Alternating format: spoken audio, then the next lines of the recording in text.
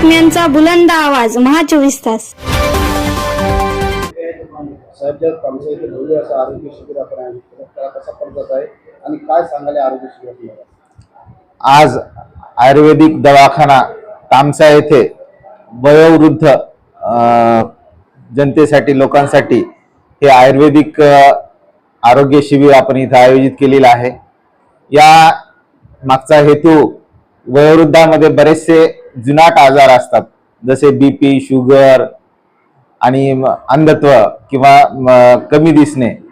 या आजारावर मात करण्यासाठी त्यांना एक मायेचा हात त्यांच्या खांद्यावर ठेवण्यासाठी आणि म्हातारपणामध्ये त्यांच्या आरोग्याची काळजी घेण्यासाठी आणि विचारपूस करण्यासाठी हे आरोग्य शिबिर आपण तामसा इथे आयोजित केलेलं आहे. या आरोग्य शिबिरास भव्य असं आपल्याला प्रतिसाद जनतेकडून मिळालेला आहे.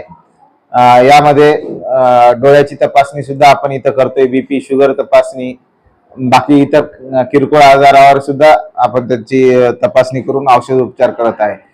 खरं पाहता आयुर्वेदिक उपचार हा भारतातला प्राचीन उपचार पद्धती आहे. या उपचार पद्धतीचा जर का आपण नित्य जीवनामध्ये अवलंब आणला तर नक्कीच आपल्याला याच्या पुढे आपलं आरोग्य चांगलं राहण्यासाठी फायदा होईल.